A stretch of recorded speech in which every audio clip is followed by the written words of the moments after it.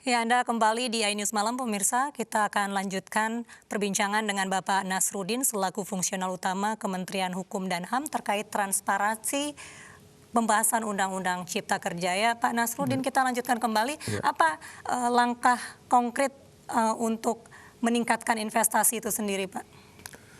Ya, langkah konkret yang kita tuangkan dalam Undang-Undang Cipta Kerja ini bahwa ini intinya adalah bagaimana kita mengatur untuk orang yang akan menginvestasi ini ada kemudahan berusaha, ya. Selama ini apakah dipersulit, Pak, apa bagaimana? Bukan dipersulit, karena memang masing-masing undang-undang itu punya rezim sendiri kan, mengenai misalnya kalau orang mau investasi di bidang pertambangan, kan tidak hanya di undang-undang pertambangan saja, ya, tapi juga kaitannya dengan undang-undang kehutanan, undang-undang sumber daya air yang terkait dengan masalah pertambangan. Kalau kita hanya membenahi undang-undang pertambangan saja, undang-undang yang lain tidak kita perbaiki, ini saling mengunci, ya. Jadi ini juga akan mempersulit. Terkait juga mengenai undang-undang pertanahan dan segala macam. Ini lingkungan hidup juga demikian. Jadi oleh karena itu Undang-Undang Cipta Kerja ini yang dengan di penyusunannya dengan metode Omnibus Law ini yang merubah berbagai macam undang-undang dalam satu undang-undang ini adalah sebagai upaya untuk sekaligus kita memperbaiki berbagai undang-undang dalam rangka untuk kemudahan berusaha. Berarti berkesinambungan. Berkesinambungan. Jadi ini kita bagi dua, ya. Kenapa tadi saya katakan bahwa kenapa sih investor asing tidak mau ke Indonesia, karena sulit perizinannya. Jadi ini perizinan setelah kita identifikasi di dalam Undang-Undang Cipta Kerja ini, ya, kita bagi dua. Pertama mengenai persyaratan perizinan dasar. Persyaratan perizinan dasar terdiri dari izin lokasi, lingkungan dan IMB, ya. Ini yang menjadi momok nih tiga perizinan dasar ini, karena kalau tidak investasi yang kegiatan usaha yang memerlukan kegiatan yang besar, ya, yang terkait lingkungan, kalau ini belum diperoleh, ini dia tidak bisa lanjut untuk upaya usahanya, kegiatan usahanya itu tidak bisa lanjut. Jadi ini kalau mengenai izin lokasi, kalau dulu itu membutuhkan waktu yang cukup lama, sekarang dia tinggal bisa buka di laman daerah masing-masing, ya, rencana detail tata ruangnya. Kalau memang kegiatan usahanya itu sesuai dengan rencana detail tata ruangnya, dia tinggal bisa langsung melanjutkan usahanya. Lingkungan juga demikian. Dulu itu lingkungan itu pengurusannya cukup lama, ya. Ini dipangkas jangka waktunya. Dan IMB juga demikian. Juga biasanya ini kemarin-kemarin ini cukup lama, ya, untuk mendapatkan IMB. Sekarang dia tinggal memenuhi standar-standar yang punya komitmen untuk memenuhi standar-standar bangunan yang akan dia bangun, itu dia sudah bisa melanjutkan usahanya.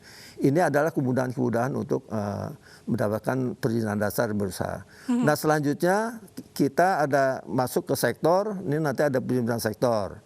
Tadi saya katakan kalau orang mau investasi di bidang pertambangan, dia harus memenuhi izin-izin di pertambangan, izin di bidang kehutanan dan segala macam.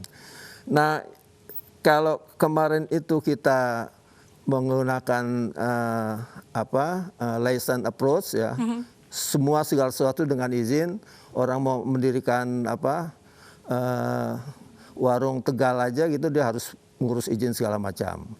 Nah, ini sekarang dengan kita mengganti dari license approach menjadi risk based approach. Jadi pendekatannya berdasarkan risiko dari kegiatannya. Jadi kalau kegiatan usaha risikonya rendah, dia nggak perlu izin. Dia cukup daftar saja. Setelah dia mendapatkan nomor induk berusaha, dia sudah bisa melakukan usahanya. Yang kedua, kalau kegiatan usahanya risikonya sedang, artinya dia harus memenuhi beberapa standar-standar tertentu. Misalnya kalau dia mau mendirikan barbershop gitu, ya, kan guntingnya harus ada standarnya, ya, bangkunya harus ada standarnya, orang yang gunting harus punya sertifikat. Nah, itu asal dia punya komitmen untuk memenuhi standar-standar itu, dia juga sudah bisa menjalankan usahanya. kecuali bagi kegiatan usaha yang berdampak kepada lingkungan, kepada sumber daya alam. Nah itu baru izin. Jadi kalau yang sedang, yang rendah sama sedang nggak perlu izin. Tapi kalau yang kegiatannya berdampak kepada lingkungan itu baru izin. Sehingga dari sekian ribu izin ya kita bisa pangkas mana yang pakai izin, mana yang nggak perlu pakai izin. Berarti jelas ya Pak, langkah-langkah Langkahnya konkretnya jelas. Jadi sudah kita lihat, jelas dan juga cukup memihak kepada UMKM itu sendiri. Tapi mampu nggak sih Pak sebenarnya Undang-Undang Cipta Kerja ini nantinya benar-benar memotong kalau kita bisa bilang mata rantai korupsi di Indonesia? Ya, ini dengan perizinan berusaha, ini semua nomenklaturnya biasanya kan ada izin izin pengelolaan, izin pemanfaatan, izin distribusi dan segala macam. Sekarang semua nomenklatur jadi perizinan berusaha. Nah ini perizinan-perizinan ini baik threshold-nya rendah, sedang maupun tinggi, baik dia pendaftaran maupun dia memenuhi standarisasi atau izin, ini nanti apply-nya itu melalui online, sistem online, SOS ya, Submission Online System ya. Ini pemohon ini pelaku usaha tidak perlu bertemu dengan birokrat, ya. Dia cukup melalui dari rumah, dia melalui komputernya dia atau melalui handphonenya dia tidak bisa apply. Dia mau mendirikan usaha apa nih misalnya. Misalnya dia ingin tadi yang seperti saya katakan misalnya untuk barbershop.